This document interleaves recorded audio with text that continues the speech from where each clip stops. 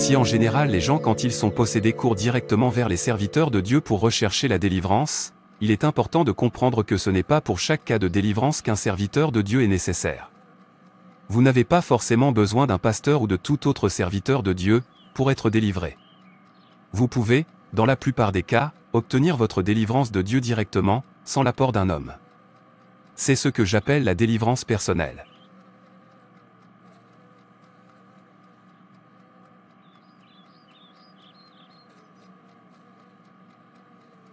La délivrance personnelle consiste à obtenir sa délivrance directement de Dieu, sans intermédiaire, et sans l'intervention des hommes.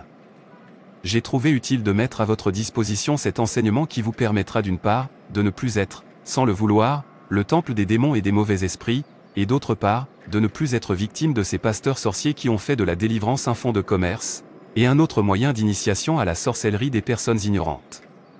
3. Que faire pour obtenir la délivrance personnelle? Pour être totalement libéré de tout lien satanique, de tout pacte satanique, et de toute malédiction, et pour être délivré de tout démon qui serait encore en vous, ou qui contrôlerait encore votre vie, il y a plusieurs étapes à suivre, la sanctification, la confession des péchés et la supplication, et le combat. Prenez tout votre temps pour bien faire ce travail, sans être pressé. N'oubliez pas qu'il s'agit de votre salut, de votre vie, et de votre santé spirituelle et physique.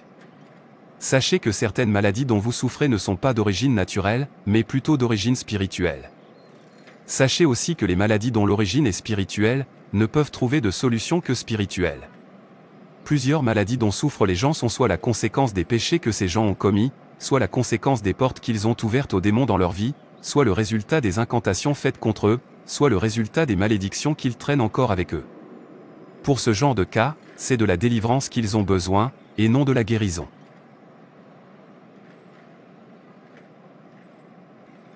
Le dépouillement. Le secret de la délivrance personnelle se trouve dans l'honnêteté, dans la sincérité, et dans un vrai désir de renoncer au péché, et à tout ce qui a pu ouvrir les portes aux démons. Toute délivrance personnelle doit donc commencer d'abord par un vrai travail de dépouillement. Si tu veux être délivré, tu dois d'abord te dépouiller de tous les objets sataniques qui sont de nature à ouvrir les portes aux démons dans ta vie. Si tu es encore attaché à la vanité et aux choses du monde, si tu es encore conduit par la convoitise de la chair, la convoitise des yeux, et l'orgueil de la vie, tu dois d'abord renoncer à tout cela, avant d'espérer être délivré. Tu dois ensuite avoir dans ton cœur, la haine de tous ces péchés que tu veux confesser, et tu dois prendre le temps de confesser à Dieu, en les nommant, chacun de ces péchés, de manière honnête et sincère, avec l'engagement de les abandonner. Dépouillement pour la femme. Pour toi, femme, qui es encore attachée au maquillage, au parfum, aux bijoux, aux coiffures sataniques telles que les mèches, les perruques, et toutes ces autres abominations que les femmes prostituées portent sur la tête et sur le corps de nos jours, tu dois les abandonner tous, pour espérer être délivré. Si tu es de celles qui portent encore des pantalons sous prétexte qu'il s'agirait des pantalons femmes, ou sous prétexte que Dieu ne regarderait qu'au cœur, sache très bien que c'est ton propre Dieu qui ne regarde qu'au cœur. Le vrai Dieu de la Bible que je sers, regarde à tout. C'est ce vrai Dieu-là, le Dieu de la Bible, qui selon toi ne regarderait qu'au cœur, qui te parle dans 1 Timothée 2, 9-10. Je veux aussi que les femmes, vêtues d'une manière décente, avec pudeur et modestie, ne se parent ni de tresses, ni d'or, ni de perles, ni d'habits somptueux, 10 mais qu'elles se parent de bonnes œuvres, comme il convient à des femmes qui font profession de servir Dieu. C'est encore ce même Dieu, qui selon toi ne regarderait qu'au cœur, qui te parle dans 1 Pierre 3, 1-6. Femme. 3 ayez, non cette parure extérieure qui consiste dans les cheveux tressés, les ornements d'or, ou les habits qu'on revêt, 4 mais la parure intérieure est cachée dans le cœur, la pureté incorruptible d'un esprit doux et paisible, qui est d'un grand prix devant Dieu. 5 ainsi se paraient autrefois les saintes femmes qui espéraient en Dieu, soumises à leur mari, 6 comme Sarah, qui obéissait à Abraham et l'appelait son Seigneur. C'est d'elle que vous êtes devenues les filles, en faisant ce qui est bien. C'est toujours ce même Dieu, qui selon toi ne regarderait qu'au cœur, qui te parle dans Deutéronome 22h5. Une femme ne portera point un habillement d'homme, et un homme ne mettra point des vêtements de femme, car quiconque fait ces choses est en abomination à l'Éternel, ton Dieu. Si tu veux être délivré, tu dois te soumettre totalement à sa parole. Et si tu choisis l'entêtement, non seulement tu ne seras jamais délivré, mais c'est en enfer que tu passeras toute ton éternité. Tu as donc le choix. Pour toi, homme, qui, comme une femme prostituée, es encore attaché au maquillage, aux chaînes, aux bagues et autres bijoux, aux modèles de coiffure, de moustaches et de barbes sataniques, tu dois les abandonner tous, pour espérer être délivré. Si tu es de ceux qui portent encore des accoutrements sataniques pour suivre la mode, ou qui utilisent encore des parfums sataniques pour attirer l'attention du monde sur eux, sous prétexte que Dieu ne tiendrait pas compte de ces choses qui ne seraient que des détails inutiles, sache très bien que c'est de ton propre Dieu que tu parles.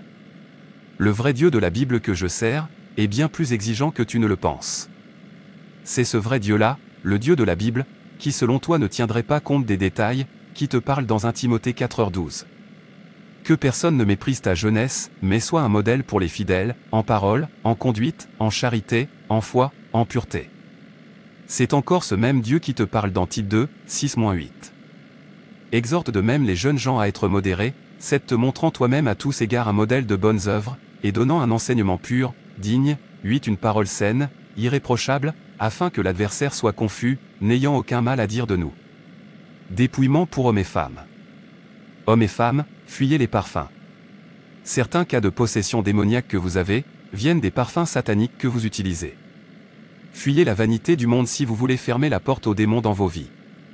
Tous ceux qui veulent être délivrés, doivent se soumettre totalement aux exigences de Dieu dans sa parole qui est la Bible. Débarrassez-vous des strings et de ces autres sous-vêtements sataniques que les démons fabriquent depuis le monde des ténèbres pour vous posséder par les esprits de volupté. Si vous voulez être délivré, dépouillez-vous de tout ce qui n'honore pas Dieu. Et si vous choisissez l'entêtement, non seulement vous ne serez jamais délivré, mais c'est en enfer que vous passerez toute votre éternité. Vous avez donc le choix. L'Internet. Un élément très important qui de nos jours, ouvre les portes aux démons dans la vie des enfants de Dieu, c'est l'Internet. Si vous passez plus de temps que nécessaire sur Internet, sachez que vous êtes possédé. Un vrai enfant de Dieu non possédé et non accro à Internet, ne passe que quelques minutes par jour derrière Internet, le temps soit d'évangéliser, soit de lire les informations. Et dès qu'il finit, il ferme Internet et retourne à ses programmes. L'Internet est devenu un instrument très puissant de possession démoniaque entre les mains de Satan. Plusieurs enfants de Dieu sont possédés par l'Internet. S'il vous arrive de passer inutilement le temps à fouiller Internet, sachez que vous êtes possédé. Recherchez la délivrance rapidement, sinon vous le regretterez. Le refus de pardonner. Un autre élément clé pouvant bloquer votre délivrance personnelle, c'est le refus de pardonner. Si quelques méchants vous ont fait tellement de mal que vous refusez de leur pardonner après qu'ils vous aient demandé pardon, cela pourra bloquer votre délivrance. C'est une obligation pour nous, enfants de Dieu, de pardonner à tous ceux qui nous ont offensés, et qui sont venus à nous demander pardon de manière sincère. Mais ne courez jamais après les gens qui vous ont offensés et qui ne vous ont pas demandé pardon, pour leur pardonner. Ce n'est pas cela que le Seigneur nous demande. Sachez aussi que pardonner aux méchants ne veut pas dire renouer les contacts avec eux. Ne tombez pas dans le piège de retisser les liens avec les sorciers que vous aviez déjà fuis, sous prétexte qu'ils vous ont demandé pardon. Si vous tombez dans ce genre de piège, vous vous ferez avaler par ces agents de Satan.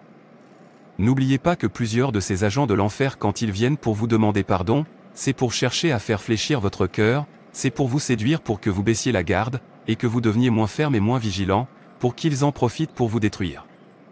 Faites très attention à ce genre de piège. Je traiterai ce sujet en détail dans l'enseignement sur le pardon. Vous le trouverez sur le site macreveil.org. Prière et supplication pour demander pardon. Tu peux confesser tes péchés de la manière suivante: Seigneur, je viens à toi implorer ton pardon et ta miséricorde. J'ai commis tel péché devant ta face. Tu cites le nom de ce péché. Je le regrette de tout mon cœur, et je te demande pardon au nom de Jésus-Christ. Je te prie de me purifier de ce péché, au nom de Jésus-Christ. Je te prie aussi, Père, de chasser de mon corps et de ma vie tout démon qui est entré en moi, ou qui a eu accès à ma vie à cause de ce péché, au nom de Jésus-Christ. Je te prie de fermer pour toujours toute porte que j'ai ouverte aux démons à cause de ce péché, tu cites le nom de ce péché, par le précieux sang de Jésus-Christ. Je te remercie, Père, de tout mon cœur, au nom de Jésus-Christ. Tu dois confesser de cette manière chaque péché que tu as commis. Après cela, tu supplies Dieu de te purifier de tous ces péchés, de briser tout lien satanique sur ta vie, et d'annuler tous les pactes que tu as signés avec Satan, ou qui ont été signés contre toi dans le monde des ténèbres. Tu supplies aussi Dieu d'annuler toutes les malédictions qui pèsent encore sur ta vie, au nom de Jésus. Prière et supplication pour demander la délivrance. Tu peux prier de la manière suivante: Éternel des armées, je te prie de me purifier de tous mes péchés, et de chasser de mon corps et de ma vie tout démon qui est entré en moi, ou qui a eu accès à ma vie à cause de ces péchés, au nom de Jésus-Christ. Tu cites tous les péchés que tu as confessés. Je prie aussi, Père, que tu brises tous les liens sataniques sur ma vie, et que tu annules tous les pactes que j'ai signés avec Satan, et tous les pactes qui ont été signés contre moi dans le monde des ténèbres, au nom de Jésus-Christ. Détruis, Seigneur, je t'en supplie, toutes les malédictions qui pèsent encore sur ma vie, au nom de Jésus-Christ. Si vous souffrez de quelque maladie causée par ces péchés que vous avez commis, vous devez également supplier le Seigneur de vous guérir de toutes ces maladies, et de vous libérer de toutes les séquelles de ces maladies, au nom de Jésus-Christ. Le combat. Comment combattre? Tu dois prendre toi-même autorité sur Satan et ses démons, et les chasser de ta vie. Tu dois aussi briser tous les liens sataniques dans ta vie, et annuler tous les pactes que tu as signés avec Satan, ou qui ont été signés contre toi dans le monde satanique. Tu dois prier à haute voix et avec autorité. Tu peux combattre de la manière suivante: Satan, et vous, démons, je viens de confesser tous mes péchés à Dieu au nom de son Fils Jésus-Christ. J'ai demandé à mon Père Céleste de me pardonner toutes mes abominations passées, tu cites ces abominations, et dans sa fidélité, il l'a fait. Il m'a pardonné. Je vous ferme maintenant et pour toujours, toutes les portes qui vous ont été ouvertes dans ma vie, par le précieux sang de Jésus-Christ. Je vous chasse de mon corps et de ma vie au nom de Jésus-Christ. Je vous commande de me quitter maintenant et de ne plus jamais revenir, au nom de Jésus-Christ. Tu dois mener ce combat pour chaque péché, contre les démons qui contrôlaient ta vie à cause de ce péché-là. Pour ce qui est d'une maladie qui serait la conséquence de ces péchés, tu dois prendre autorité sur elle, briser son règne sur ton corps, et la chasser de ton corps, au nom de Jésus-Christ. Comme vous l'avez appris dans l'enseignement sur le combat spirituel, certains démons sont plus puissants que d'autres. Dépendant des portes que vous avez ouvertes, et du type de pacte que vous avez signé avec Satan, certains démons plus puissants et têtus installés en vous peuvent vous résister, et nécessiter une plus grande puissance pour s'en aller. Pour ces cas-là, vous devez faire appel aux serviteurs de Dieu. Et comme je l'ai dit plus haut, ne soyez pas pressés quand vous priez pour votre délivrance. Prenez le temps pour bien faire ce travail. Votre délivrance est plus importante que tout. Mise en garde. Sachez que ce ne sont pas tous les péchés, que vous pouvez rester dans votre coin, et confesser tout seul, en espérant obtenir la délivrance. C'est par exemple le cas de la sorcellerie. Vous ne pouvez pas rester dans votre chambre et confesser la sorcellerie tout seul et espérer être affranchi de Satan et ses démons. Pour des cas pareils, vous devez contacter un vrai serviteur de Dieu. C'est aussi le cas des meurtres. Vous ne pouvez pas commettre un meurtre, et rester dans votre chambre pour le confesser tout seul, en espérant être délivré des démons.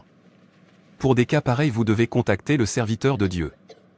Retenez en passant que les suicides et les avortements volontaires sont des meurtres. N'oubliez pas non plus que toute tentative de suicide, de meurtre, ou d'avortement volontaire, est jugée de la même manière qu'un meurtre.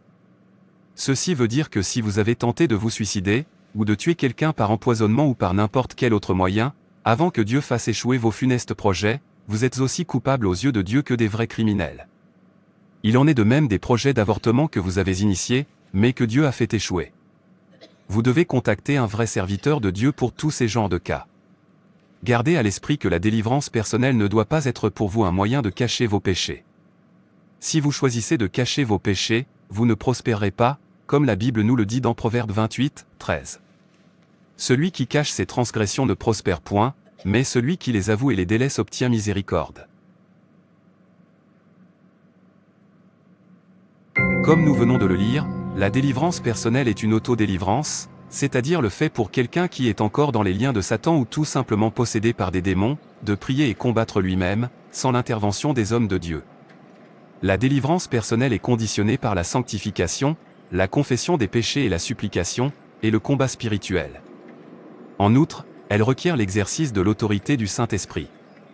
Il devient donc évident de comprendre que seuls les chrétiens qui sont déjà nés de nouveau, c'est-à-dire qui ont déjà accepté Jésus-Christ comme leur Seigneur et Sauveur, et qui se sont déjà fait baptiser dans l'eau, peuvent se prévaloir du droit de prendre autorité sur Satan et ses démons, avec succès. Conclusion.